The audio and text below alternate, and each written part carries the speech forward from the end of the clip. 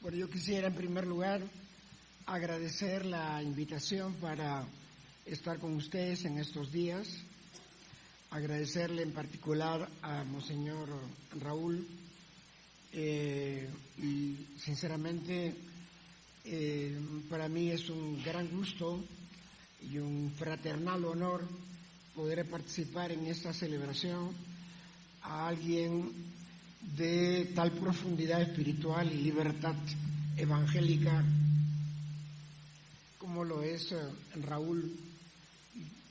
Entiendo que esta celebración es ante todo una acción de gracias por su testimonio y un deseo también de que ese testimonio continúe y marque muchas personas, muchas conciencias en este país, en México.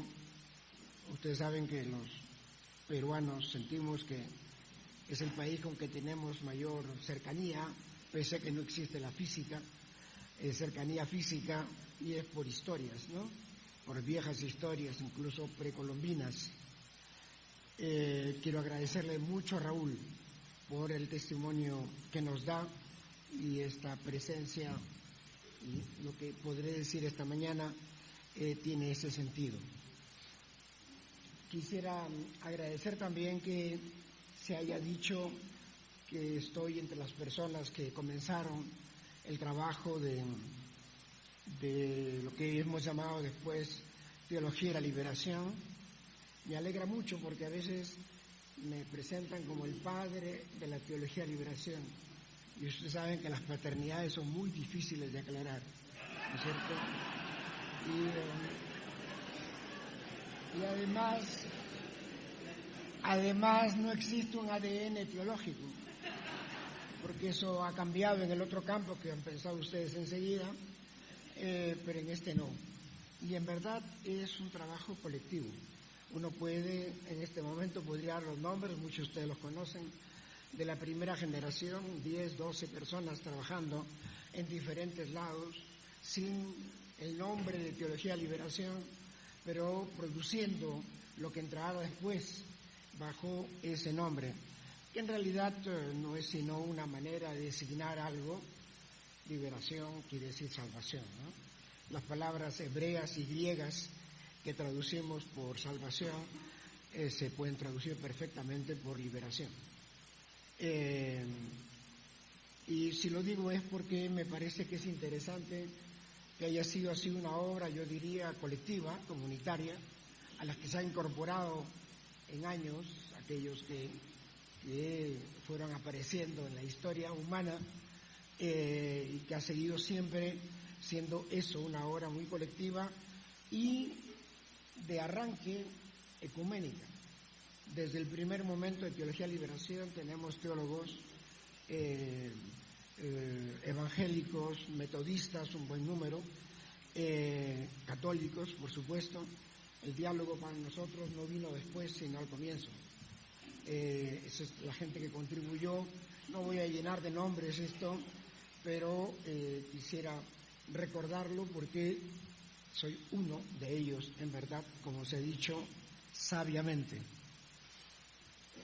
Bien, ayer hemos tenido inicialmente un testimonio, una presentación testimonial de Monseñor Romero, esa figura que nos ha marcado naturalmente a todos y que algunos por edad hemos tenido ocasión de conocer y de conocer bien, y presentada por naturalmente uno de los compañeros más destacados en esta reflexión, y más que en la reflexión, en el compromiso con el pueblo latinoamericano y naturalmente en el enfoque que a partir de la fe se puede dar. Hemos tenido también entonces una presentación sobre una actualización, diría igualmente, sobre Vaticano II ayer en la tarde. Yo voy a dialogar sin mencionar demasiado, pues reconocerán algunos de los temas trabajados ayer, como también los que figuraron en el panel. Me gustaría, estoy en mi introducción, enseguida les indico las partes que espero desarrollar. Me voy a parar. Yo sé que no hay mucha diferencia, pero me siento mucho más cómodo hablando de pie. Quisiera decirles el lado por el que me interesaría entrar, y es a propósito de construyendo una iglesia profética. Me gustaría hablar de nosotros, qué es los que estamos acá podemos hacer, más allá de otro tipo de dificultades que podamos tener en la gran iglesia, qué es lo que podemos hacer nosotros, dónde está la fuente. Ayer ha sido aludido todo eso, voy a intentar explicitar algunos puntos ya presentados, en verdad. Y eso me va a llevar a una referencia bíblica muy intensa. No pienso citar los textos bíblicos porque son conocidos, y yo sé que se conocen los evangelios de memoria. Siempre dicen que hay que comenzar el día con un acto bueno, es el que yo acabo de hacer suponiendo eso. Y entonces voy a aludir a ellos simplemente, ¿no? Porque van a ser muchos. Porque creo que es allí donde naturalmente tenemos la fuente, que estuvo ya presente ayer. Hay varias fuentes. Y también porque yo pienso que la teología es fundamentalmente eso, ¿no es verdad? Hay en Dei Verbum, en el concilio, la Constitución, Dei Verbum, se dice que la escritura es el alma de la teología. Bueno, pues yo pienso que cuando una teología no hace mucha referencia a la escritura, es una teología desalmada, ¿no? Sin alma. Voy a intentar citar algunas cosas, yo lo voy diciendo poco a poco. Mi centro será el siguiente: ¿cómo ser una iglesia profética? Perdonen la aparente banalidad de lo que voy a decir, siguiendo a Jesús. ¿Cómo hacer una iglesia profética? Pues siguiendo a Jesús, ¿no? Es lo que llamamos espiritualidad. La palabra espiritualidad en la historia de la iglesia es es nueva, no es vieja. Aparece en el siglo XVII.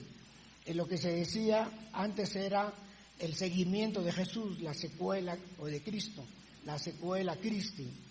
Pero la palabra espiritualidad es buena, porque nos recuerda el papel, digamos, del Espíritu Santo. Eso es ser cristiano, ¿no es verdad? Seguir a Jesús. Y me gustaría entonces tener muy presente que el tema central es que en tanto cristianos debemos a lo largo de nuestras vidas seguir aceptando, con fallas, con lagunas, con limitaciones, sin duda, el don del reino. Muchas veces hablamos de construir el reino. Yo entiendo muy bien lo que eso quiere decir, no hay ningún problema. Estrictamente hablando, el reino no se construye, el reino se acoge, es un don, es un regalo. Los regalos yo no los construyo, los agradezco, ¿no es verdad? Los recibo y los agradezco, y conformo mi vida al sentido de ese don que es el reino. Pero no soy un sectario. Ustedes dicen construir el reino, ya entiendo lo que quiere decir, no hay que preocuparse. Yo creo que lo que construimos son realidades humanas implicadas en el don del reino. Construimos estructuras acogedoras de esa gracia de Dios, etc. Bien, ese es el telón de fondo, en verdad, de lo que quisiera presentarles, y además de ser el telón de fondo, da una ocasión también, eso estuvo presente ayer, igualmente, en subrayar el valor profundamente humano de ese don del reino, ese don del reino que no es para más tarde, cuando Pilato le pregunta a Jesús si es rey. Él dice que sí, Dice que sí, pero enseguida le aclara que no como un reino de este mundo. No es de este mundo, pero él no es de este mundo, quiere decir no un reino como los que tú conoces. Es como ese no, como el rey de tu emperador en Roma, no, así no. No es un reino de poder, de dominación, es un reino de servicio. Ese es el sentido de no es de este mundo, pero no es más allá de este mundo, es en este mundo. Ayer se decía, no hay salvación fuera del mundo, pero claro, si fuera el mundo no hay nadie, ¿cómo va a haber salvación? No hay manera, ¿no? Es más evidente no puede ser. El don del reino, lo decimos en la oración mayor del cristiano, la que llamamos el Padre Nuestro, que venga tu reino, ¿verdad? Que se haga tu voluntad, dice otro evangelio completando la idea en Mateo, ¿no? Que se haga tu voluntad, o sea, aquí, en nuestra historia. Valor humano entonces del reino.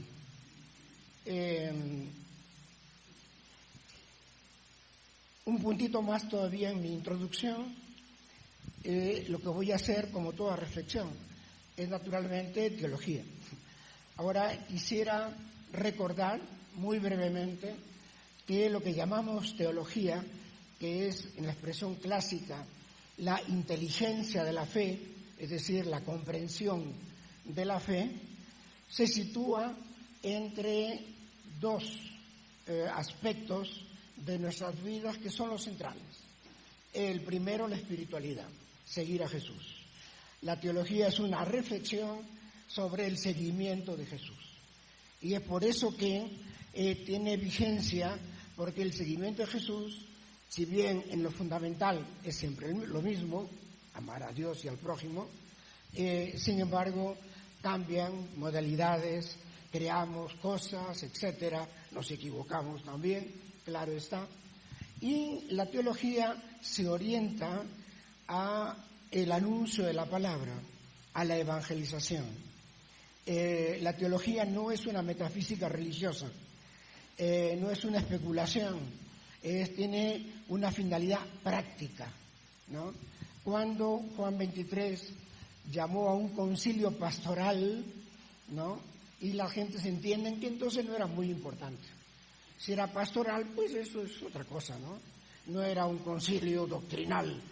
Bueno, el Concilio Vaticano II es el más doctrinal y teológico de toda la historia de la Iglesia, de toda la historia.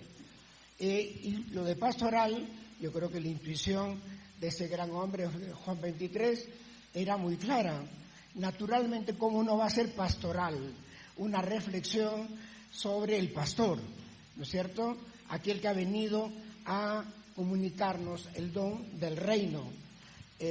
Pastoral no quiere decir no doctrinal, quiere decir pisando tierra. Es una reflexión que camina por este mundo, ¿no? Y camina, es un movimiento y será siempre dinámica. Por eso es que ha habido tantas teologías en la historia de la Iglesia, ¿no? Porque en las circunstancias la teología siempre responde a los retos del momento. Bien, me permito indicarles entonces las partes que tengo en la presentación. Son 3, siempre me resulta así. No sé la verdad si porque tuve en filosofía una formación hegeliana, no sé, o simplemente porque en el seminario me enseñaron a meditar en 3 partes. En todo caso son 3. En primer lugar, quisiera referirme a la memoria de Jesús, nuestra memoria actual, naturalmente. La segunda, a los lenguajes. 2 memorias, 2 lenguajes, 2 pobrezas. Me explicaré sobre eso, por eso que no me extiendo, pero es un esquema en el que quisiera situar algunas ideas que espero puedan ser útiles. 2 memorias entonces. En primer lugar, la memoria es un tema muy importante en la Biblia. Se encuentra cientos, si no miles de veces, de muy diferentes modos. Tengan presente, por ejemplo, cuando se le dice al pueblo judío, recuerda que Yahvé te sacó de Egipto. yo me acuerdo de ustedes, y así. La memoria es una cosa muy frecuente y ¿qué cosa es seguir a Jesús? Hacer memoria de Jesús. Pero memoria entonces, vale la pena precisar, memoria en el sentido que lo entendía ese gran santo y teólogo que fue San Agustín.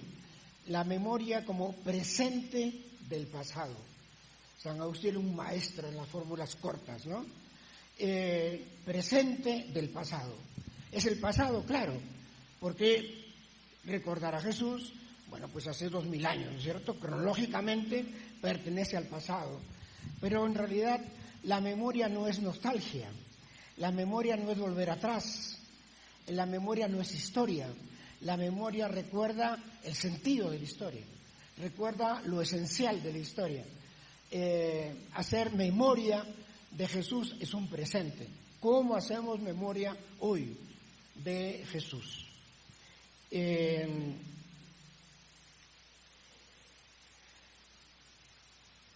La primera memoria que nos es muy conocida, naturalmente, es aquella que encontramos en Lucas y en Pablo, en una carta de Pablo: hagan esto en memoria mía.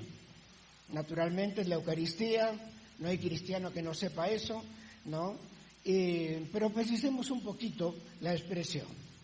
Es la última cena con sus amigos, con los discípulos, y toma el pan y el vino y les dirá: hagan esto en memoria mía. O sea, sigan haciéndolo, ¿no es verdad? Naturalmente hagan esto, esta comunión, ¿no? Más tarde, si el tiempo me da, quisiera entrar en la conclusión, algunas palabras sobre la comunión, pero no olvidemos la parte final de la frase: en memoria mía. No en memoria únicamente de este gesto, de esta cena, en memoria mía, es decir, en memoria de mi vida, mi testimonio, mis parábolas, mis enseñanzas, mi pasión, mi muerte, mi resurrección. En memoria mía comprende Él, ¿no es cierto? Recordarlo. Y eso es lo que hacemos en la Eucaristía, pero lo hacemos bajo la fórmula, la vía, digamos más bien, de la acción de gracias. Es lo que la palabra Eucaristía quiere decir, ¿no? Dar gracias, acción de gracias. Naturalmente, ante un don, ya me refería a eso, ¿cuál es la respuesta de la persona? Los dones nunca se merecen, simplemente se agradecen. Y eso es lo que hacemos en la Eucaristía. Esta memoria, de esta forma, y que es agradecimiento, es la oración, es la contemplación. Contemplamos el testimonio de Jesús, lo agradecemos para inspirarnos en Él. Eso vendrá enseguida. Pero la Eucaristía es eso, es muy conocida y además se nos pide también, Jesús al decir, no le dice a una persona: haz esto en memoria mía, sino hagan esto en memoria mía. Es una memoria comunitaria, ¿no? Es presente del pasado, actualicen mi testimonio, ¿no? Mi mensaje, y háganlo en comunidad. Hagan esto en memoria mía. No vale la pena ante ustedes ciertamente insistir más en esta memoria que nos está muy presente. Pero ocurre, paso a mi segunda memoria entonces, ocurre que un evangelio, el de Juan, no nos trae el relato de la institución de la Eucaristía. Mateo, Marcos, Lucas nos traen ese relato, Juan no. Bueno, Juan es siempre un francotirador, ¿no? Juan, cuando coincide con los evangelios, hay que prestar atención, porque realmente el texto debe ser muy importante, si no, no lo mencionaría Juan. Y Juan no nos trae el relato de la Eucaristía. El de la cena sí, y muy largo, ¿no? Muy extenso, mucho más que los sinópticos. Pero en el momento en que uno, leyendo el Evangelio de Juan, dice: ahorita va a agarrar Jesús el pan y va a decir, no aparece. ¿Qué es lo que hace Jesús? Pues toma una jofaina de agua, es decir, una jarra, ¿no?, con agua, y se ciñe una toalla y se pone a lavarle los pies a los discípulos. Por supuesto, Pedro, como siempre, un primario psicológicamente, ¿no?, salta y dice, no, ¿cómo me vas a lavar tú? No puedes. Bueno, Jesús lo calle, ¿no? Bueno, si no quieres que te lave, pues entonces no tendrás parte en el paraíso. Ya, lávame todo el cuerpo. Bueno, está bien, ¿no? Pero Pedro es todo el tiempo así, ¿no? En ese sentido es un personaje muy simpático, finalmente. Bien, ¿qué hace entonces Jesús? Le lava los pies. Terminado el asunto, les dice, yo he hecho esto para que ustedes también lo hagan. Ustedes también lo hagan. La palabra memoria no está allí, pero el sentido es igual. Así como hagan esto en memoria mía, hagan esto también ustedes. Y entonces, el lavado de pies, que figura en la liturgia de Jueves Santo, un poquito maltratado en su sentido, porque las personas más bien, no, bueno, estará el agua un poco tibia, esos que le están lavando los pies, ¿no? O juntan unos cuantos ancianitos, los traen, le dan un buen desayuno después, y luego hasta el año próximo los que queden en vida, ¿no? Y ese tipo de cosas desmerecen, ¿no?, el sentido. ¿Qué sucede? Jesús toma un gesto frecuente en la época. El anfitrión, es decir, el que invita, recibía, porque los caminos eran de tierra y la gente andaba en sandalias, ¿no?, envía a sus servidores a lavar los pies a sus invitados. Y cuando los considera mucho, lo hace él mismo. Y es lo que hace Jesús. Jesús aquí es el anfitrión. En esta cena les lava los pies. Es un servicio humilde, además, por eso que protesta Pedro. Como tú, que eres el Señor y el Maestro, me vas a lavar los pies. Y Jesús, ya recordé lo que dijo, les lava los pies, es un texto de servicio y de acogida. Y eso no debemos olvidarlo. Ciertamente Juan, todo indica que Juan es el último evangelio escrito, porque además el inspirador, más que el escritor del evangelio, el evangelista, Juan era tal vez el más joven también de los discípulos, y es un evangelio que proviene de finales del siglo I, y él podía dar por supuesto que los cristianos conocían, los seguidores de Jesús, conocían los evangelios sinópticos, que son anteriores. Y entonces lo que él busca dar es un aspecto del sentido que tiene la Eucaristía. Hablé de la memoria, agradecimiento, pero el agradecimiento trae cómo agradecer al Señor y no hacer caso, no seguir y no practicar lo que él practicó, que es justamente la solidaridad, el servicio, con riesgo de su vida, ¿no?, etcétera, etcétera. Bueno, eso es el lavado de pies. Entonces estamos ante una segunda memoria, ¿no? No se preocupen, enseguida las voy a juntar.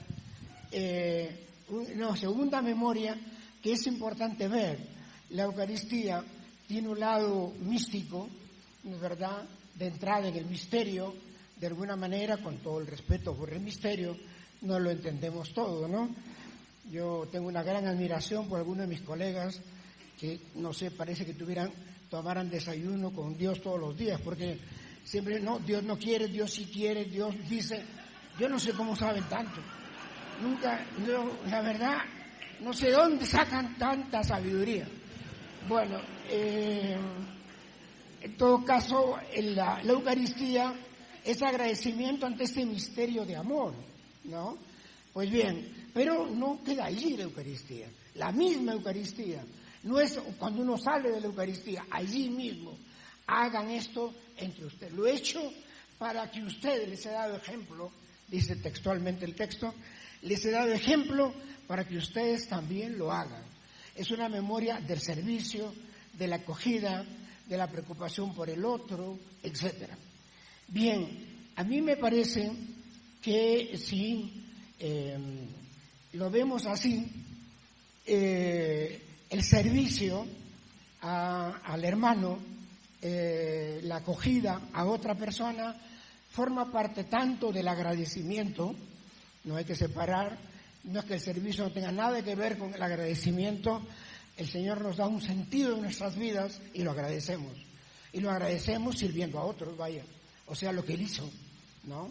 Pues bien, estas dos memorias, vayamos a un ejemplo de servicio que ha marcado la memoria de los cristianos y es un dolor de cabeza de los intérpretes también, en cierto modo, que es la parábola del samaritano.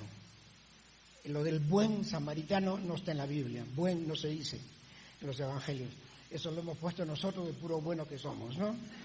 Pero ahí se dice el samaritano a secas. Vaya usted a interpretar si fue bueno o malo. Claro, rápido interpretamos que es bueno, ¿no? ¿Qué sucede? Un maestro de la ley le dice a Jesús cómo ganar la vida eterna. Vida eterna es sinónimo de reino, ¿no?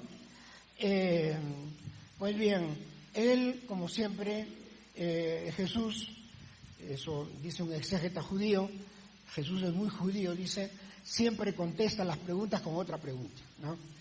¿Y tú no sabes eso por la Escritura? Dice, sí, amor a Dios, amor al prójimo. Y ahí termina con la pregunta que da lugar a la parábola. ¿Quién es mi prójimo? Pues bien, ¿quién es mi prójimo? Analicemos un poquito la frase. Mi prójimo más o menos quiere decir lo siguiente. Yo estoy acá y quiero saber quién alrededor mío, ¿no? Porque yo estoy en el centro, quién alrededor mío es mi prójimo, para servirlo, ¿no? Para hacerlo y para amarlo. Jesús cuenta entonces la parábola. Hay una persona herida y robada por los salteadores, medio muerto, dice el texto, es importante la fuerza de la situación de esa persona, y pasa un sacerdote, una persona del templo, pasa un levita, también del templo, o sea, digamos, dos colegas míos de la antigüedad, ¿no es cierto? Y pasa y dice en la parábola que ven al herido, pero dan media vuelta, ¿no? Y se van por otro lado. Y pasa un samaritano. El pueblo samaritano era un pueblo despreciado por el mundo judío, porque además tuvieron un origen común, ¿no? Es una separación. Hay una Biblia samaritana, por ejemplo, ¿no? Que tiene los 5 primeros libros y alguno más. El samaritano no es valorado y Jesús está hablando a un auditorio judío. O sea, le está diciendo, aquel que ustedes no aprecian, bueno, ese se acercó, le lavó las heridas, ¿no?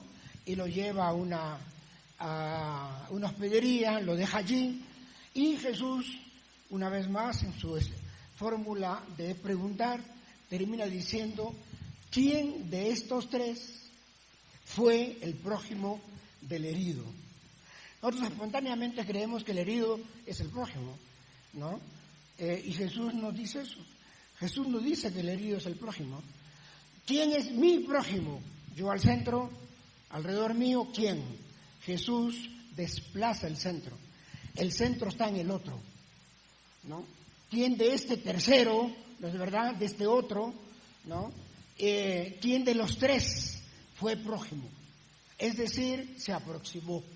Prójimo es eso, aproximarse o aproximarse, ¿no? ¿Quién de estos tres fue prójimo? Y cambia entonces, ¿quién está al centro? Pues el herido, ¿no? El herido es el que está al centro del asunto, es el tú, el otro, ¿no? La gramática, por ejemplo, no es muy evangélica. ¿Por qué decimos que la primera persona es yo? ¿Y qué tal si conjugamos tú eres, yo soy? A ver, ¿qué pasa? ¿No es cierto? No pasaría nada, pues desplaza algo, ¿no? Yo, ¿no? Como decía mi madre a veces, cuando uno hacía algo, el burro por delante. Bueno, el yo, ¿no es cierto? Bueno, Jesús cambia, desplaza el centro y lo pone en el otro. Narrativamente hablando, el personaje más importante de la parábola es el herido. Todos los que figuran ahí tienen que ver con el herido, todos. Y de todos sabemos algo. Los salteadores, función social, robar. Bien, ya está. ¿No es cierto? Sacerdote, función social, templo. Levita, templo. El hospedero, tiene una hospedería, ¿no? Todos tienen... Del herido no sabemos nada. ¿Quién fue el herido? No sabemos. No hay la menor idea. Lo único que sabemos es que estaba medio muerto. Medio muerto. Pero no sabemos si era samaritano, o sea, del pueblo de él, no sabemos. Si era judío, o sea, de un pueblo más bien con quien ellos tenían dificultad, tampoco sabemos. Es nadie. Prójimo no es aquel que yo encuentro en mi camino. Prójimo es aquel en cuyo camino yo me pongo. La proximidad es una cosa dinámica. Yo tengo que hacerme prójimo del otro y entonces el otro se convierte en mi prójimo.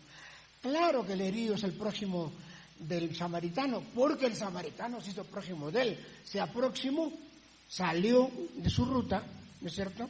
Y lo atiende, y con eso la proximidad es una cuestión recíproca. Yo no puedo ser prójimo sin prójimos, ¿no? Es doble. Y eso es lo que hace. El centro está, y estrictamente hablando, no tenemos prójimos, los hacemos. Los prójimos son una construcción, los hacemos. No son los cercanos, ¿no? No son los que están cerca mío, los de mi familia, los de mi pueblo, sino yo me acerco. En la familia podemos estar lejos de las personas íntimas. Entre una pareja de esposos, por ejemplo, van a estar lejos entre ellos. Lo sabemos todos eso. En el trabajo pastoral uno lo conoce muy bien, soledades inmensas, sobre todo de las mujeres. O los hijos.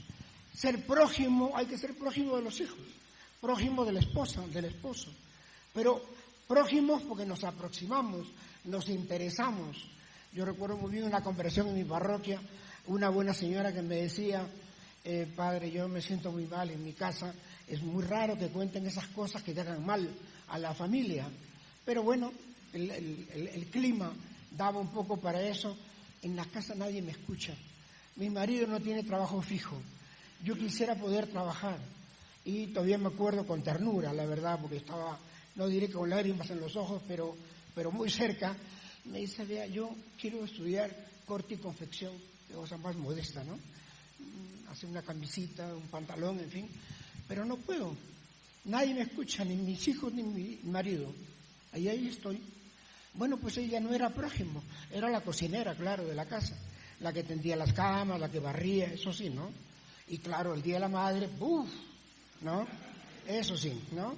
Pero el lunes se acabó, se terminó. Eso fue materia de predicación en mi parroquia muchas veces. Fue un poquito de problema con mi género. Pero es que es espantoso, ¿no es cierto? Es una manera, y la gente no se da cuenta de eso, ¿no?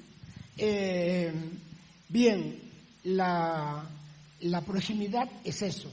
Bueno, cuando hablamos de la segunda memoria, estoy hablando de eso precisamente.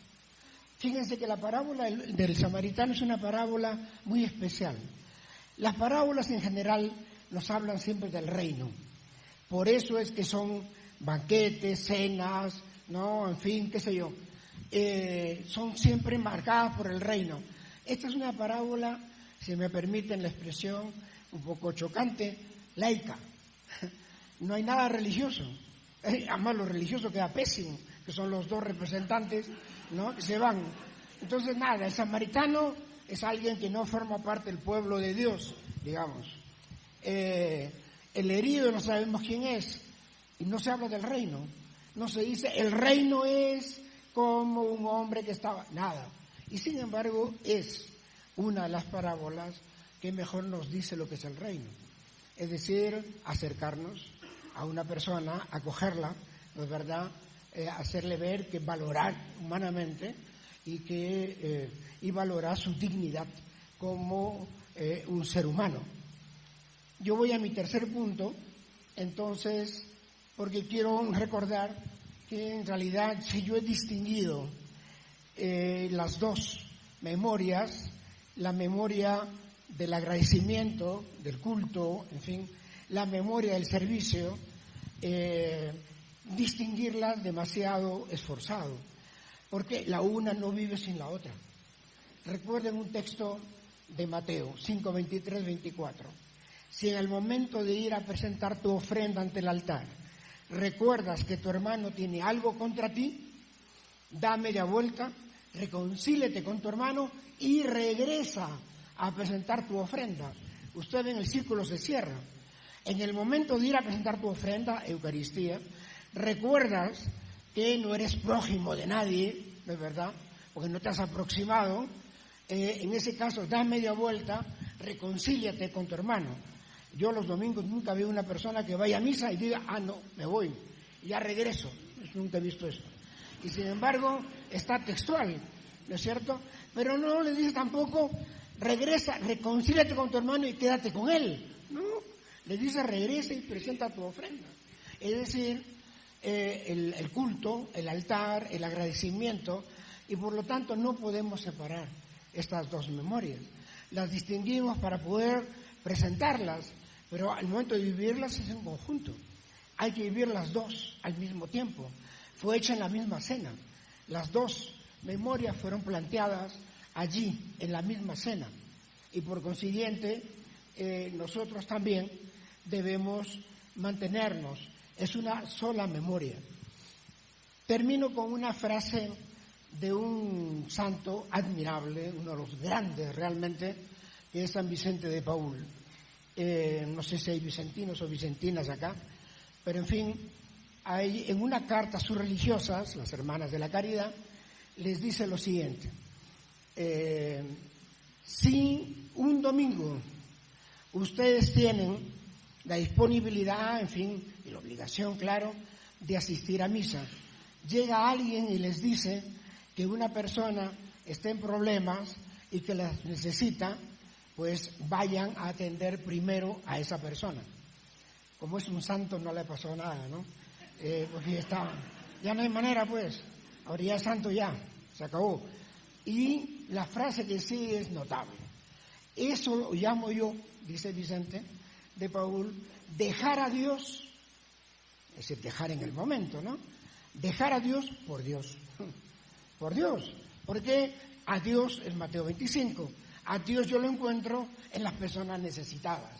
Pero ustedes ven la vuelta y la explicación que él mismo da. No les dice, la Eucaristía no tiene sentido. Eso es Dios, porque para mucha gente ahí está Dios.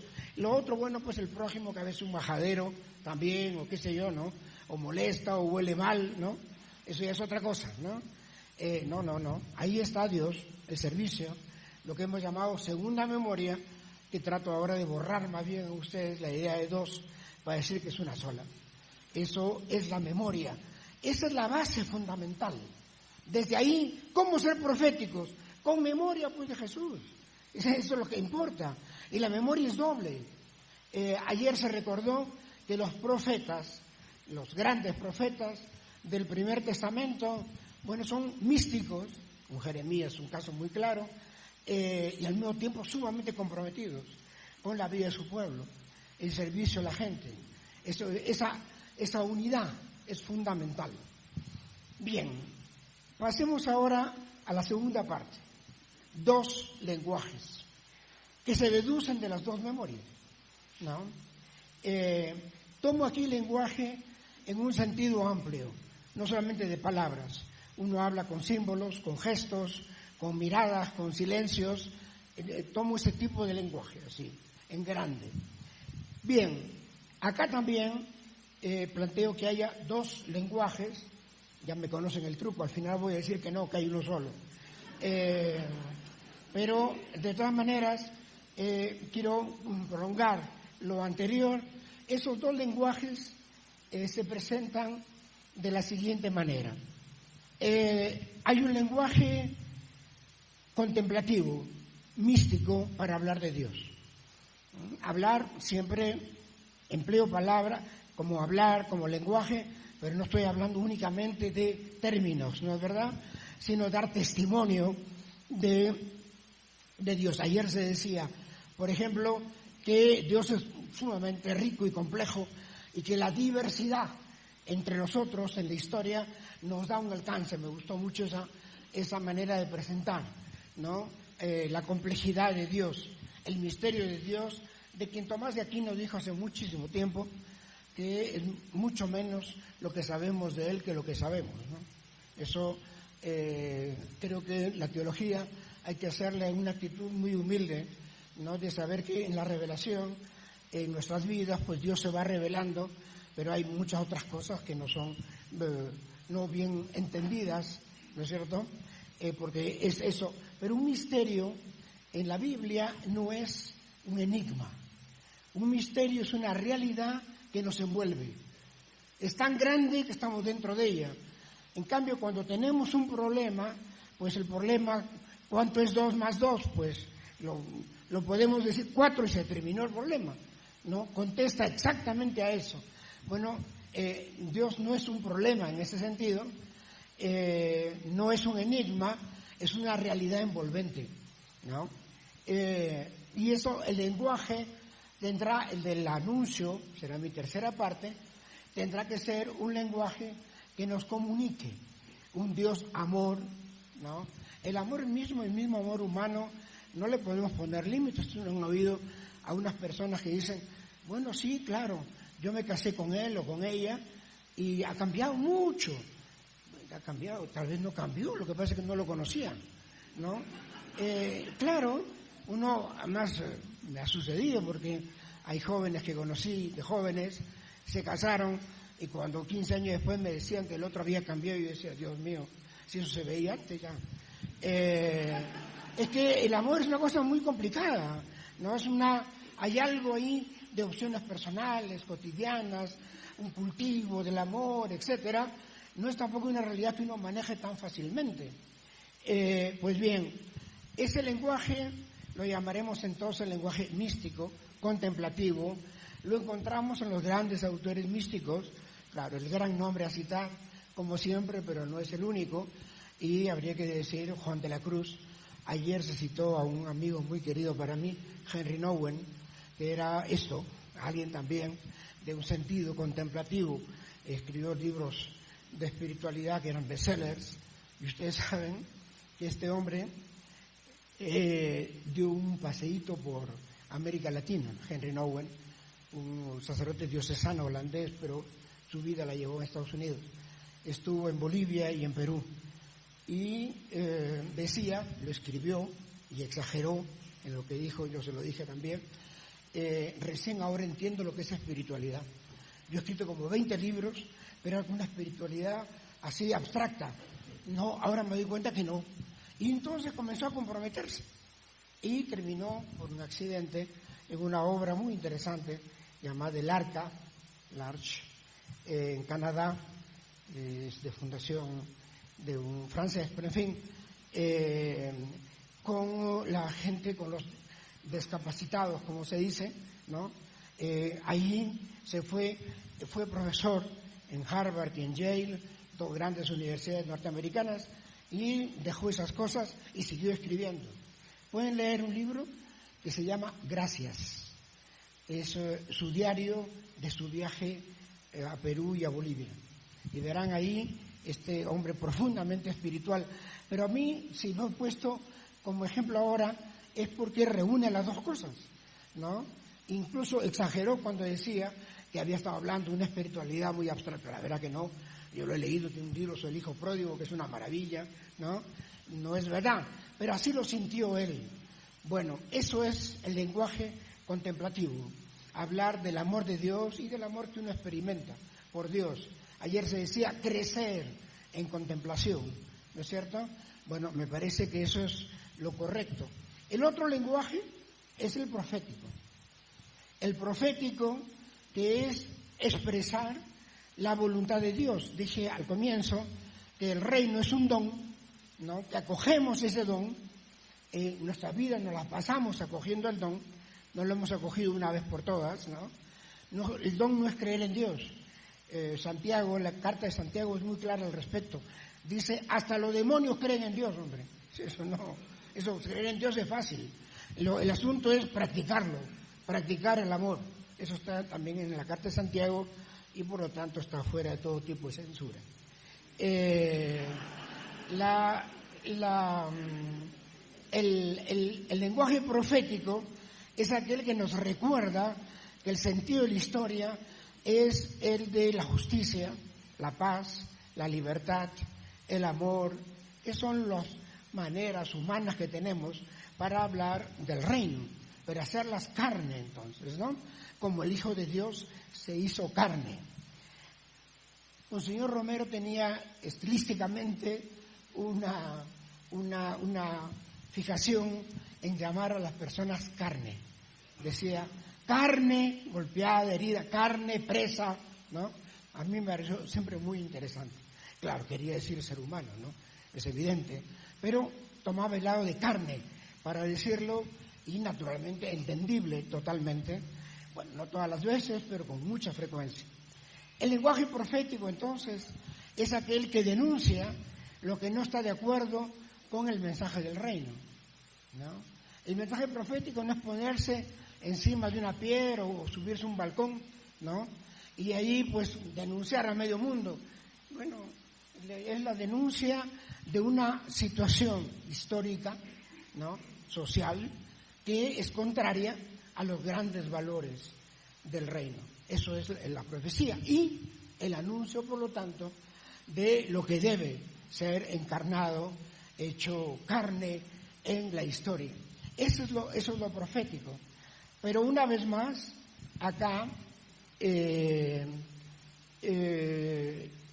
estos dos lenguajes están supeditados el uno al otro. El lenguaje contemplativo corre el riesgo de estar en el aire. El lenguaje profético corre el peligro de olvidar el sentido de la denuncia y del anuncio. Ligado los dos es otra cosa. Y entonces podemos hablar, que es un tercer momento entonces, de una unión de esos dos lenguajes. Permítanme dos ejemplos bíblicos. Uno, el Magnificat. Ustedes lo conocen muy bien y podrán ver claramente que los primeros versículos hablan de Magnificat, es decir, de agradecimiento por el don hecho a esa joven judía, sierva, ¿no es verdad? Como ella dice, mi gozo, etcétera, etcétera, etcétera. Y en un momento dado aparece la palabra Dios, ¿no? Todos los primeros versículos, 3, ¿no? Versículos, bueno, con el inicial 4, es un lenguaje contemplativo, de agradecimiento, de Eucaristía, porque el lenguaje contemplativo viene de lo que hemos llamado primera memoria, ¿no? Bien, y está allí. ¿Y qué es lo que sigue después de mencionar el nombre de Dios, de Yahvé? Lo que sigue es lo siguiente: los potentados caerán de los tronos, los ricos se irán con las manos vacías, ¿no? O sea, los pobres con las manos llenas, se supone. En fin, toda una historia que incide en la historia. Ustedes saben que a comienzos del siglo XX hubo un político francés, fundador de prácticamente un partido político, pero primero fue una cosa más teórica, en el que había mucho católico. Él no lo era, no era creyente, que decía que había que escribirle al Papa para que suprimieran esa segunda parte del Magnificat, que eso era pura política, ¿no? Porque los potentados de los brondos, los pobres, los ricos, ¿no?, etcétera, decían, bueno, a ver si lo suprimen. Claro, el pobre no sabía que era imposible, ¿no? Pero en todo caso, es que llama la atención. El Magnificat es agradecimiento y tarea, ¿no? Don y tarea enseguida, ¿no? Los dos lenguajes están en el mismo texto. Voy a otro texto, Marcos 14. En Marcos 14 tenemos lo siguiente. Hay un relato, está en los 4 evangelios, incluso Juan, por lo tanto, paren la oreja, ¿no? Tiene que ser muy importante. Bueno, todos son importantes, ¿no? Pero uno más que otros, pues. Y se dice que Jesús está comiendo en Betania, entre paréntesis, una etimología posible de Betania es casa del pobre, ¿no? Bet, como Betlén, Belén, casa, y Ania, Ani, Anau, pobre en hebreo. Bueno, hay otras interpretaciones, pero esta es la que aparece ser, o sea, sería interesante el nombre de ese pueblito, ¿no? Casa del pobre. Pero dejemos eso. Está en casa de Simón el leproso. Ciertamente no era leproso, si no, no estaría en la ciudad. Bueno, un pueblito, ¿no? Los leprosos andaban por el campo como las vacas en Suiza, ¿no? Con su campanita para que sonara y que la gente se alejara y que no los viera, ¿no? Pero debe haber sido un leproso que estaba sano. Fue curado por Jesús. Corran la imaginación, no hay manera de saber eso, naturalmente, ¿no? Bueno, un día tendremos la eternidad para preguntar cantidad de cosas. En ese sentido me alegro mucho que sea eternidad, porque tengo muchas, la verdad. En todo caso, allí viene una mujer anónima en Marcos, en Mateo, en Juan, van a aparecer nombres, ¿no? María, etcétera. Ustedes saben que fuera el nombre de María, en los evangelios, lo de las Marías es un enredo tremendo, ¿no? Es una cosa mucho más difícil que la Trinidad. María acá, María allá, ¿no? El nombre de María está claro, eso no hay. Después aparece un montón de Marías. Bueno, aquí es anónimo, en Marcos. Y Marcos cuenta lo siguiente: llega esta mujer y entonces derrama sobre la cabeza de Jesús, para que le vaya todo el cuerpo, esa es la idea, un perfume. Crítica de los asistentes, incluidos los discípulos. Jesús estaba invitado en la casa de Simón con sus discípulos. Y que dicen, bueno, esto podría haber costado tanto, etcétera. Hacen su cálculo económico y Jesús los corta y les dice, ¿por qué critican a esta mujer? Ella ha hecho una obra buena, dicen las traducciones, que es correcto, pero la palabra kalos se puede traducir igualmente por bella. De ahí viene la caligrafía. Caligrafía, bella grafía, la que yo nunca he tenido, era mi nota más baja en el colegio.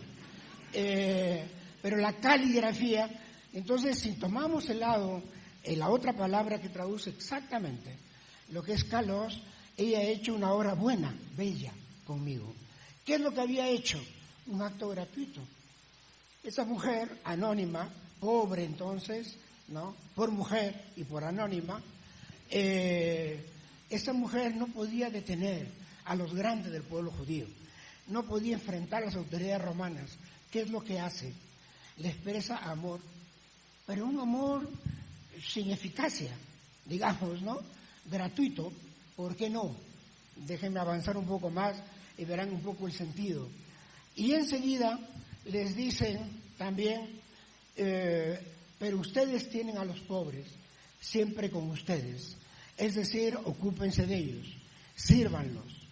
Esa expresión, que es una cita del capítulo 15 del libro del Deuteronomio, viene de un texto que me permito recordarlo rápidamente. Es el comienzo del capítulo 15. Si digo esto para que vean que es el mismo párrafo. Versículo 4. Que no haya pobres entre ustedes. Ese es el ideal. Que no haya pobres entre ustedes. Eso está claramente dicho. Versículo 7. O sea que está muy cerquita del anterior. Condicional. Si hay pobres, abran la mano y abran el corazón. Tiendan la mano. Solidaridad, ¿no es cierto? La mano es solidaridad, en fin, qué sé yo. Tercera afirmación en una serie, versículo 11, siempre habrá pobres entre ustedes. No podemos entender esta última sin las dos primeras, porque no la estoy tomando del capítulo tanto, veintitantos, no, ahí, juntito. Que no haya pobres, 4. Si hay, sean solidarios. Siempre habrá, sean solidarios. Y entonces es un abuso. Como se dice, bueno, pero ¿por qué se preocupa usted de la pobreza, no? Jesús ha dicho que siempre habrá. Mi respuesta en general es la siguiente. ¿Qué diría usted de esta frase, no? Siempre habrá pecadores, ¿no? Entonces, ¿Para qué perdonamos si damos la absolución si siempre va a haber pecadores? No vale la pena, ¿no es cierto? Me dicen, no, es otra cosa. ¿Por qué otra cosa? Siempre habrá pobres, es una cuestión de realidad, casi de resignación a una realidad pecadora, ¿no? El que haya pobres, no resignación en este caso, pero digamos admisión de que esa realidad se presentará siempre. No es una manera, no podemos desprender la tercera afirmación, usted puede leerlo todo porque además es bien continuo, ¿no? Tercera de las dos primeras, meta, no pobres. Si hay, compórtense debidamente. Tercero, realidad, siempre habrá. Pues bien, ahora volvamos a la cuestión de acto bello, ¿no? Gratuito, siempre la belleza es gratuita, ¿no es verdad? Eso es lo que es el arte y así. Bien, y esto, yo he hablado de dos lenguajes. Bueno, yo creo que encontramos ahí, en este texto que me parece capital en los evangelios, los dos lenguajes. El lenguaje de la gratuidad, del agradecimiento. Esa mujer con el perfume le agradece, lo habría escuchado, lo conocía, lo había visto pasar, vaya usted a saber, pero le ofrece algo. Y cuando nos comprometemos con el pobre, nos olvidamos muchas veces de que los pobres son seres humanos y que los seres humanos no solamente tienen necesidad de techo, de salud, ¿no? De comida, también de amistad, que es gratuita, ¿no? Quedarse a hablar con alguien, por ejemplo, bueno, pues es darle un rato, parte de nuestro tiempo. Bien, yo quisiera hablarles de un ejemplo. En la parroquia, en una ocasión, en mi parroquia, estuve 25 años ahí, es reciente, digamos, preparando la Navidad, muchos años atrás, una señora mayor dice, recuerda su infancia en grupo, a las señoras y otras personas, yo también, que estábamos ahí preparando cosas para la Navidad de ese año, y dice, ¿saben? Yo cuando tenía 5 años, decía ella, yo vivía aquí ya, en este barrio, es un barrio popular de Lima, el Rímac, pero en otra parroquia muy cercana a la que fue la mía después. Yo recuerdo hasta ahora, si eso es cierto o no, usted sabe lo que eso quiere decir, ¿no? Hasta ahora me acuerdo de la cara del padre redentorista, sigue siendo una parroquia redentorista. Dice, en una Navidad, nosotros que éramos muy pobres, íbamos, porque había bolsas de alimento, ¿no? Pan, no existía el panetón en ese tiempo, ¿no? De azúcar, en fin, qué sé yo. Y para recibir eso. Y un día, un sacerdote de cuya cara ella decía que se acordaba muy bien, ustedes saben que eso son maneras de decir, a veces no es así, como ese que dice, no he dormido toda la noche, y lo que quiere decir es que durmió mal, ¿no? Me acuerdo, sí, pues se acordaba de él, del gesto.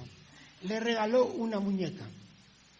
Yo no voy a entrar en el problema por qué le regalan muñecas a las chicas y no a los chicos, ¿eh? Es otro problema. Soy consciente de eso, pero ahora lo paso nada más. Le regaló una muñeca y que era, naturalmente, ella decía que había visto a sus amiguitas, vecinas, a veces en Navidad, que le regalaban muñecas. La primera muñeca de su vida. O sea, una cosa un poco inútil, quiero decir. Desde el punto de vista de comida, por ejemplo, bueno, no se puede comer una muñeca. Ahora sí, ¿no? Ahora hay muñecas que se comen. Sí, ahora ya. En ese tiempo no había manera. O sea, le da lo más inútil. La madre, naturalmente, prefería la bolsa de alimentos, naturalmente, ¿no? Pero es que, en este caso es una niña que no se da cuenta todavía de las causas de la pobreza, muy bien. Pero claro, era un ser humano, ¿no? Muy niña, no tendrá un análisis de la sociedad, pero un gesto de regalarle algo que ella veía alrededor de ella y poder jugar con la muñeca, el juego es tan importante en los primeros años de la vida. Bueno, eso es gratuito, pero no entendamos gratuito como arbitrario, ¿eh? Lo que quiero decir es que son esos gestos que no tienen una eficacia inmediata. Yo sí creo que son eficaces, porque las personas tenemos necesidades. ¿Quién no tiene necesidad de una sonrisa, por ejemplo? ¿Y quién puede decir, ya se me acabó la cuota de sonrisas? ¿no? Ya no tengo más. Yo no tengo plata para ir, no ayudes, pues, si no tienes plata, no ayudes. Pero el tiempo se te acabó también, no puedes conversar, no puedes sonreír, no puedes decir ven a la casa, no puedes decir eso. Y esas son acogidas, ¿no es cierto? Hay algo de gratuidad, en el sentido del amor gratuito de Dios, ¿no? Y se da. Pero el texto también hablaba del pobre, y ustedes, los pobres, siempre estarán. Y frente a ellos tendrán lo que las dos afirmaciones primeras dicen, que no haya pobres, ¿no? Y si los hay, abre la mano. La misma tercera, que dice siempre habrá, abre la mano y corazón al pobre. Pues bien, voy a dar otro ejemplo. Una persona, un señor que no tenía un trabajo fijo, que no tenía profesión, pero en fin se las buscaba, digamos, ¿no? Y de cuando en cuando o cambiaba de trabajo o perdía uno porque era ocasional, y tenía la costumbre, cuando recibía el primer salario de un nuevo trabajo, que eran varios, los nuevos eran montones de nuevos, ¿no? Llegaba a la casa con dulces, chocolates, helados, en fin, 3 hijos, 2 mujeres, un hombre, y los niños de ese tiempo, hoy día personas mayores, ¿no? Los 80 años, lo que más recuerdan de ese tiempo, que fue muy difícil familiarmente, eran las llegadas con un pionono, un dulce que había, no sé si por acá también, el dulce, ¿no? Pionono es otra cosa. Pero en todo caso, llegaba así, se acordaban más de eso que de las veces que comieron mal, por ejemplo. O sea, eso como niños, ese gesto gratuito, ¿no? La mamá más bien, a veces puede decir, oye, pero si no hemos pagado la luz, ¿no? ¿Para qué tanto, no? No que fuera muy abundante, pero sus bolsitas ahí. Bien, yo conocí muy bien a ese hombre, era mi padre, ¿no? Y el hecho simplemente de ser todo gratuito, gratuito. Pobres, con necesidades básicas, y se aparece con dulces y chocolates. De ahí me debe venir la afición al chocolate, no lo sé. Pero en todo caso, lo que quiero decir es que el compromiso con el pobre no es únicamente, sí, derecho al trabajo, y esto es también amistad. Eso lo ha dicho muy bien en la conferencia de Aparecida. Sin amistad con el pobre no hay compromiso con el pobre, ¿no? Porque son seres humanos, no son piezas. Una silla puede necesitar que le ponga una pata que se ha roto. A una persona, una pata sí, o una pierna, y cariño también, ¿no? En cambio la silla no necesita mucho cariño, bueno, siempre le pueden expresar cariño también, ¿no? Pero eso será por falta de alguien cerca. En todo caso, creo que ese lenguaje doble entonces, ¿no?, del que estoy hablando, pero que estos textos, como un ejemplo, nos hacen ver también acá, si queremos quedarnos con una de las memorias, perdemos las dos. No nos quedamos con la mitad. Si nos queremos quedar con la memoria contemplativa, perdemos las dos. No hay contemplación en el cristianismo sin sentido del prójimo, ¿no? Y no hay tampoco, digamos, compromiso con el pobre sin un reconocimiento del amor de Dios. Con los lenguajes también, ¿no? Estos dos lenguajes, diría, vienen de estas dos memorias, pero si ellas, que son la base, la raíz, se implican mutuamente, lo mismo ocurre con los lenguajes. Déjenme pasar a la tercera, a las pobrezas, 2 pobrezas. ¿Qué es lo que queremos decir con eso? Si le echamos una mirada a la Biblia entera y a los evangelios, podemos ver que el tema de la pobreza en el Primer Testamento, en el Antiguo Testamento, es muy frecuente. Los profetas es lo que hacen, recuerdan constantemente a los últimos del pueblo, ¿no? Todos, hay unos que emplean lenguajes más fuertes que otros, pero todos son un recuerdo del primado en la preocupación de Yahvé por los últimos, por los pobres de la tierra, como se dice en una frase en hebreo muy clásica para hablar de lo último. También Jesús, sus curaciones son naturalmente ayudar a alguien que padece físicamente, que es un sufrimiento, naturalmente, pero no solo eso, los enfermos graves, ciegos, paralíticos, sordos, ¿no?, eran al mismo tiempo considerados pecadores en su tiempo, por muchos, ¿no? No todos, pero por muchos en su tiempo. Por eso que Jesús le dice a los paralíticos, a los leprosos, estás curado y preséntate a los sacerdotes del templo, para que no solamente es una curación física, sino también social. Pueden integrarse a la sociedad porque han dejado su enfermedad, la lepra. Bien, entonces es también pobres estos, ¿no?, marginados. Por consiguiente, el testimonio de Jesús es muy claro frente a la primera acepción que quiero recordar de la pobreza, que es la pobreza real, ¿no? Frecuentemente le llamamos material, bíblicamente prefiero decir real. Material nos viene de filosofía griega, está bien, no tengo problema tampoco, no es que esté tan puntilloso, ¿no? Pero bueno, también uno puede buscar mayores precisiones. Creo que pobreza real, y la pobreza real es algo que es nuestro gran tema, ¿no es cierto?, y un tema de la reflexión que hemos hecho de teología en este continente, que es el único continente mayoritariamente cristiano, bueno, por lo menos bautizado, ¿no?, y mayoritariamente pobre, es el único, ¿no? Y por lo tanto el escándalo de la pobreza es mucho mayor si la mayoría de los habitantes supuestamente siguen a Jesús, ser cristiano y seguir a Jesús. Entonces realmente el escándalo aquí es mayor que en otro lugar, diría, pero en fin, eso no vamos a discutir. Pero en todo caso, lo que sí está claro es que la pobreza, y esto es la forma como enfocamos la pobreza en teología de la liberación, no es únicamente económica. La pobreza es insignificancia, y es por eso que usamos mucho la palabra insignificante para hablar del pobre. Póngalo entre comillas. Si yo estuviera en Estados Unidos, haría así, ¿no? A los gringos les gusta eso. Entonces, eso quiere decir comillas. El insignificante es alguien que no cuenta, pues, que no tiene peso en la sociedad. Lo hemos llamado también no persona. Como va a haber no personas, no hay no personas, ¿no? Pero no son valorados como personas. Una persona puede ser insignificante por razones económicas, evidente. Puede ser insignificante por razones de color de la piel, se habla mal la lengua dominante en el país. En mi país, una tercera parte de la población, su lengua materna, ¿no?, un poquito menos hoy día, creo, de la tercera parte, hablan quechua o aymara. Y cuando hablan castellano, pues tienen un acento fuerte, ¿no es verdad?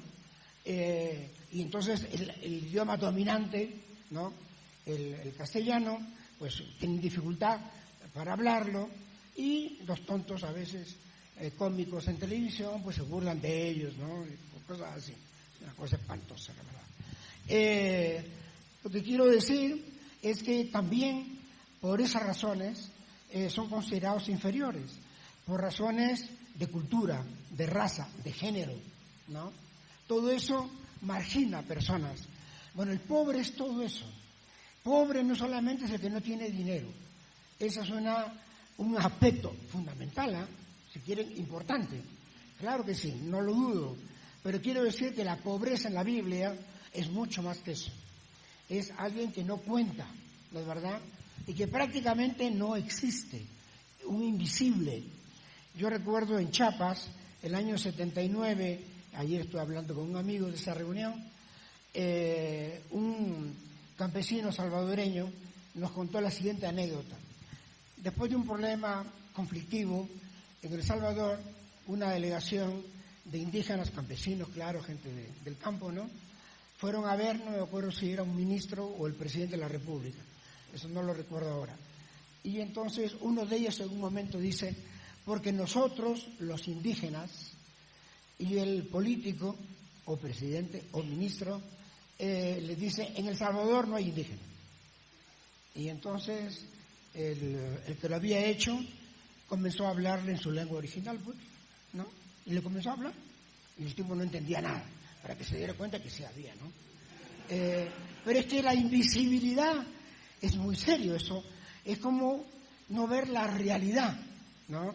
Cuando uno habla de pobreza real, hay que tener en cuenta esa realidad. Y no se puede comprometer uno con la pobreza si no tenemos observación y análisis de la situación. No digo exhaustivo, pero hay que tener una cierta idea. No les voy a pasar lo que decía un amigo mío, qué bien estaríamos si no fuera por la realidad. Claro, ¿no? Estaríamos muy bien. Pero es que los sectores dominantes no solamente dominan, sino que tienen el arte de ignorar a los pobres. Esa expresión viene de un gran economista. El arte de ignorar a los pobres, con lo cual no se cuestionan, pues. O si no nos dicen, no, si el país está creciendo, fíjate la economía, etcétera, ¿no? Está creciendo. Y además, si no crece, no hay chorreo. Pero se olvidan de que en este continente y en este campo social no rige la ley de la gravedad. Porque cuando chorrea, chorrea para arriba. Entonces, claro, si es así, nunca les va a llegar. O si no, tienen que esperar tanto que ya se habrán muerto, ¿no? Y es así, o sea que es un problema con Newton, ¿no? Que tiene esta teoría del chorreo, ¿no? Eso lo estoy viendo en el Perú hoy día, que estamos con un cierto dinamismo económico y la pobreza se mantiene, claro. Todavía no les llega, ¿no? Está en los escalones medios, seguramente. Pues bien, el análisis de realidad para un compromiso con el pobre, la pobreza es compleja y tiene causas. La pobreza la hemos hecho los seres humanos. La pobreza no es una fatalidad. Durante mucho tiempo la humanidad, no solo la Iglesia, la humanidad daba a la pobreza como un hecho fatal. Se nacen pobres, pues, ¿no? Se nacen pobres. Y entonces se pedía, a comienzo del siglo, un texto muy importante en esa época, dos virtudes. Los pobres, humildad para recibir ayuda. Y a los ricos, generosidad para dar ayuda. Pero eso parece que fueran como piedras que no se pueden mover, ¿no? Pero esto estamos en una dinámica. La pobreza ha sido creada por manos humanas. Yo recuerdo una vez en una comunidad de base en mi parroquia, una señora mayor dice, porque nosotros, los viejos, era bastante mayor en verdad, bueno, bastante quiere decir más o menos la edad que tengo yo ahora, nosotros los viejos estamos más cerca de la muerte. Y una jovencita le dice, no abuelita, no era su abuelita, ¿no? Pero bueno, una manera de llamarla cariñosamente. Hoy día en el Perú, los que están más cerca de la muerte son los niños. Es que la mortalidad infantil en ese tiempo ha mejorado. Hay que decir, era enorme. Entonces, claro, curiosamente, uno siempre piensa que la muerte es el final de la vida. Yo, siendo estudiante en teología, un día recorriendo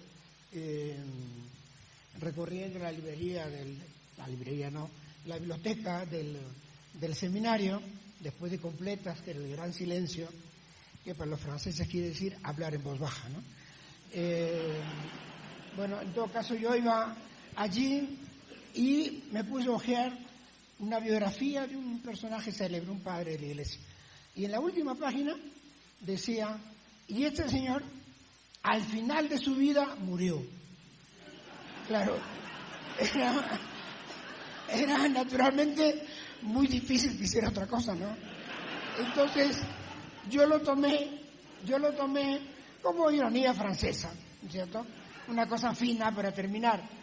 Pero la verdad es que cuando me enfrenté más a la pobreza en el Perú, me di cuenta que la frase la podía aplicar de otra manera. La gente pobre no muere al final de su vida, muere al comienzo o a la mitad de su vida, ¿no? Y entonces, claro, que el autor de ese libro no pensaba en eso, pero yo sí, ¿no es cierto? Porque el final de la vida, la impresión que la gente muere cuando es muy mayor. Pues no, la pobreza no hace eso. La pobreza es destructora de personas, destructora de familias. Pobreza real es un tema bíblico y se nos pide abrir la mano y abrir el corazón. Las dos expresiones son interesantes porque son más profundas. Pues bien, pobreza espiritual, digamos. No sé a qué hora comencé tampoco, pero creo que ya estoy en 1 hora o más. A ver si acelero un poquito. Pobreza espiritual. También está en la Biblia, sobre todo en el texto conocido, citado ayer también, de Mateo, que ha provocado torrentes de tinta para interpretarlo. ¿Qué cosa quiere decir pobres de espíritu? Y algunos les da una tortícolis intelectual para poderlo explicar, tuercen el pescuezo, regresan.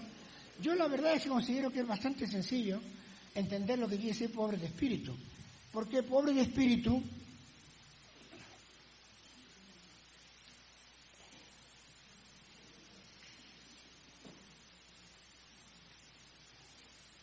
esas pilas se han agotado, las mías todavía no. Bueno.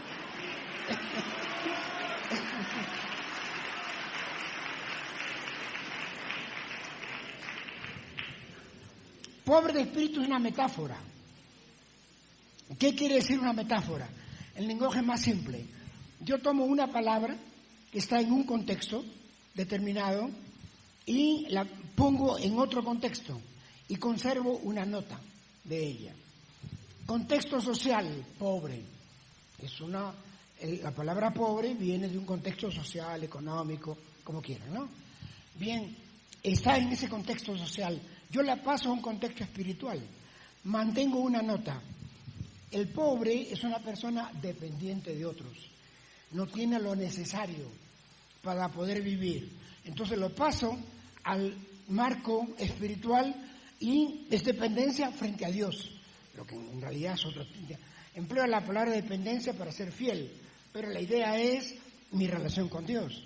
El pobre espiritual, la pobreza espiritual, entre paréntesis, la Biblia habla muy poco de pobreza espiritual, o de pobreza en general, habla de pobres reales, ¿no? Y de pobres espirituales, pero de pobreza el abstracto lo usa poco. Bueno, en fin, no cambia mucho, pero es bueno ver ese sentido concreto de la Escritura. Pues bien, la pobreza espiritual significa poner mi vida en manos de Dios. Eso es la pobreza espiritual. Alimentarme, eso está en Juan, a cada rato está en Juan. Jesús lo dice, yo me alimento de la voluntad de mi Padre. Bueno, eso es la pobreza espiritual. Pero entonces ustedes ven que han tomado una expresión que está en contexto social, económico, cultural, lo que quieran añadir, ¿no? Y pasado a eso, es lo mismo que pasa, y ahí eso la gente no lo discute, porque lo ve más claro, lo mismo que pasa con la infancia espiritual. La infancia espiritual, acuérdense de la Teresita, ¿no? Esas dos Teresas, un monumento cada una, que hablaba de la infancia espiritual. Pues bien, la infancia espiritual es también una metáfora. La infancia es una palabra que viene de un contexto cronológico, edades del ser humano, lo saco de ahí y lo pongo en un contexto de espiritualidad y digo niño espiritual. ¿Por qué? Porque la dependencia que el niño tiene respecto a sus padres, de la mano, en fin, en las calles, eso se está perdiendo además, ¿no? Pues de todas maneras, se pasa al campo espiritual y es infancia espiritual. Y una persona de 80 años puede ser un niño espiritual y nadie le choca. Lo llama niño espiritual tranquilo y está viejo. Porque no, la metáfora es eso. Eso pasa con el pobre espiritual. El pobre espiritual no es tanto el que desea, no. El pobre espiritual es aquel que pone su vida en manos de Dios. Y entonces, por ejemplo, una palabra, para un ejemplo de vocabulario, la palabra altivo. La palabra altivo viene de alto, ¿no es verdad? Y de alto es una persona de talla alta, ¿no es verdad? Eso es un alto. Pero un chato puede ser altivo, ¿no? Una persona muy bajita puede ser muy altiva.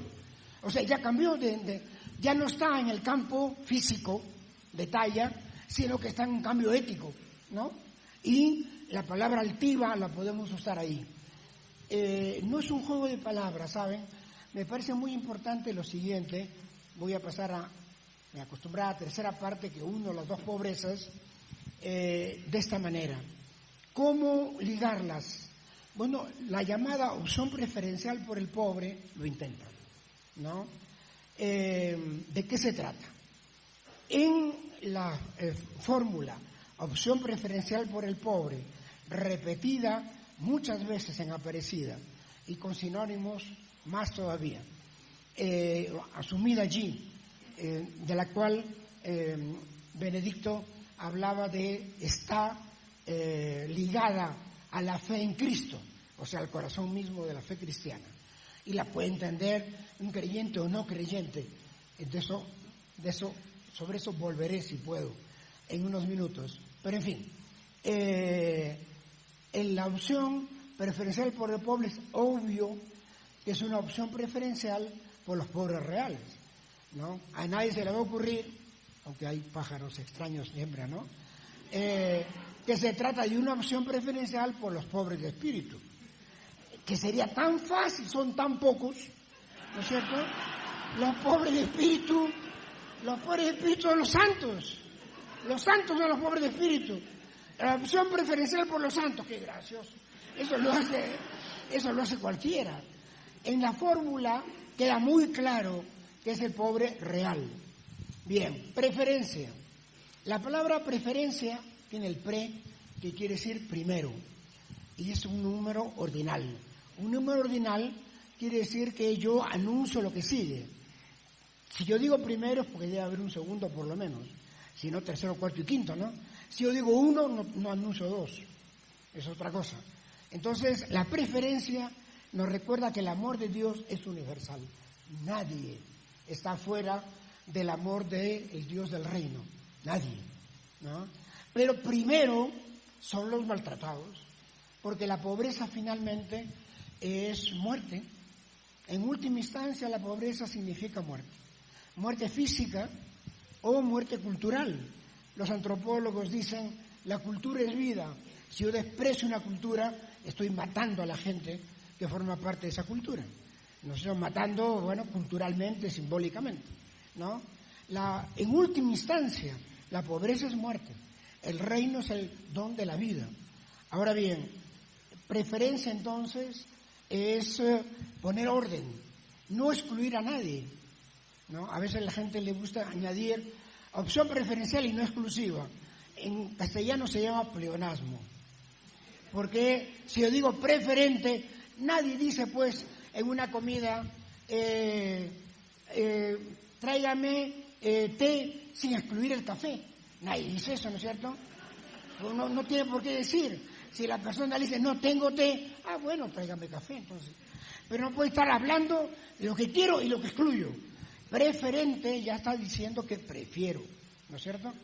Y la palabra opción no tiene la mala suerte, es un sustantivo, no tiene la mala suerte de que apareció un adjetivo que es opcional.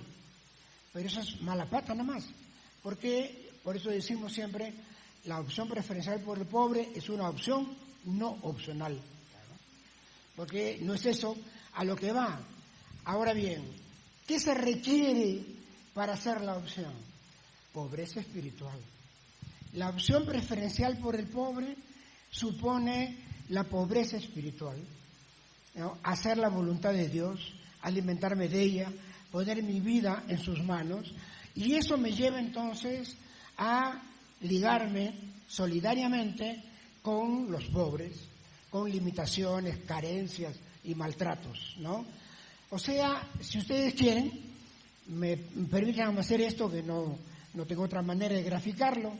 El Evangelio de Mateo es un gran arco que en la parte central comienza con el Sermón de la Montaña, bienaventurados los pobres, 5:3, va todo el Evangelio y termina en 25. Si le das de comer a un pobre real, ¿no?, entras al reino, ¿no es cierto? Vengan benditos de mi Padre, ¿no?, etcétera, etcétera, a los de mi derecha. No se preocupen ustedes, la derecha del Padre es la izquierda de ustedes, ¿no? No, lo digo para que no hagan confusiones ideológicas. Bueno, pero en todo caso, ustedes ven, es un arco. Si eres un pobre espiritual, le das de comer. Yo diría que hay una bienaventuranza que expresa el Evangelio de Mateo. Bienaventurados los pobres de espíritu, porque ellos le dan de comer al hambriento. Esa sería una bienaventuranza. O sea que tenemos el lazo entre las dos. ¿Cuál es la voluntad del Padre? Que todos tengan lo necesario. ¿Cuál es la voluntad de Dios? Que se respete la dignidad de las personas, que no se olvide a nadie. Y por consiguiente, no puede ser, algunos dicen, Mateo la enredó, pues, ¿no? Lucas dice, bienaventurados los pobres. No lo he comentado para no alargar. Mateo, pobre de espíritu. Eso modera la palabra pobre. No la modera. Habla de otra cosa muy profunda. Sin la pobreza espiritual, sin la infancia espiritual, sin poner nuestras vidas en manos de Dios, pues no somos seguidores de Jesús. Eso fue lo que hizo Jesús. Incluso en Getsemaní, ante lo que se le venía, dijo, yo lo quiero, pero que no se haga mi voluntad sino la tuya. Jesús no vino a morir en la cruz. Jesús vino a anunciar el reino. La muerte en la cruz, el precio que pagó, como lo ha pagado Romero y tantos otros, ¿no? Monseñor Romero tiene una frasecita, yo la voy a citar muy brevemente, cerca del pobre, cerca de Dios, ¿no? Yo creo que es muy, muy precisa. En el Evangelio, la cercanía al necesitado, al privilegiado del reino, en el sentido que es el primero en el reino, esa es la que nos acerca a Dios. Y por lo tanto, las dos pobrezas hay que juntarlas. La expresión opción preferencial por el pobre las junta. Las junta el pobre real, pobre, la última palabra, y preferencia. Preferencia apunta a la pobreza espiritual. Y entonces no estamos en lo más mínimo descartando el mundo de la historia, de la realidad concreta, el análisis de realidad al contrario. Y justamente es allí donde se juegan las cosas. Yo tenía una conclusión, la voy a achicar.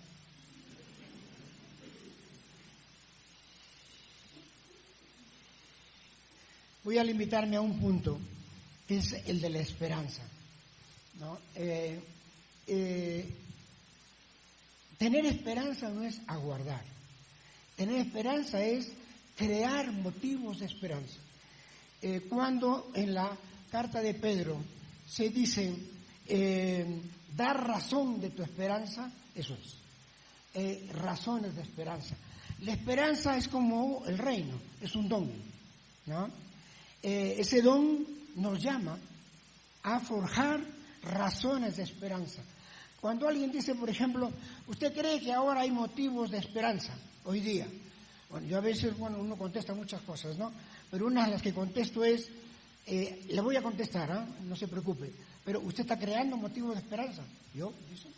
Pues si está preguntando si hay razones de esperanza, ¿y qué hacerle entonces? Forjar razones de esperanza.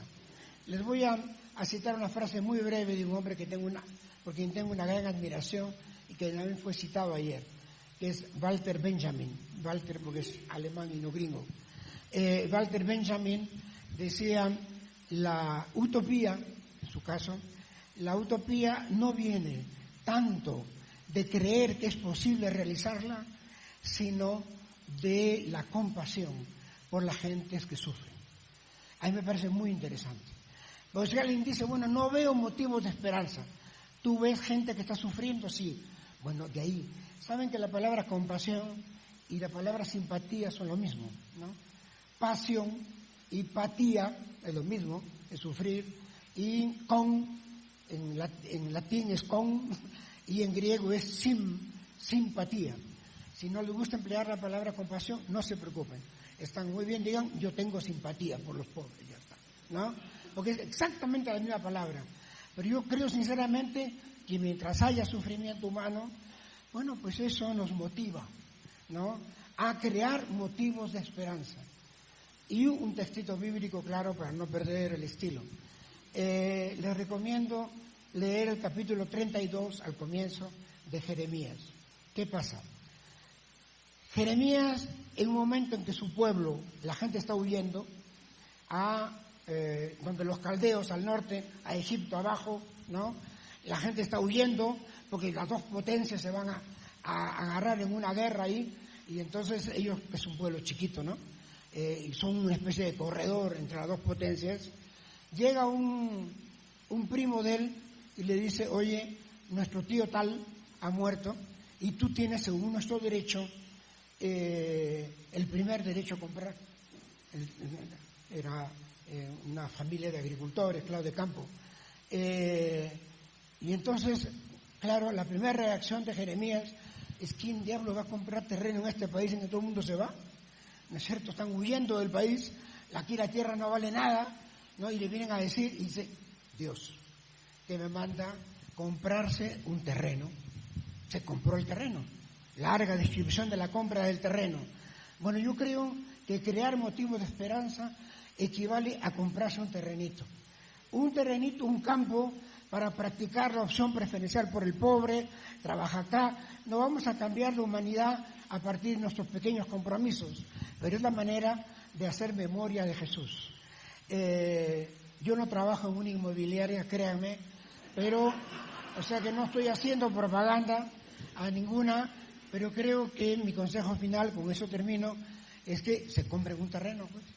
En medio de lo malo que está todo, hemos visto muchas cosas que no caminan en sociedad, en iglesia, todo eso es verdad. Entonces, ¿qué vamos a hacer? ¿Nos vamos a poner al borde del camino a decir, esto no sale, esto tampoco? No, adentro. Y para eso, compres un terreno. Gracias.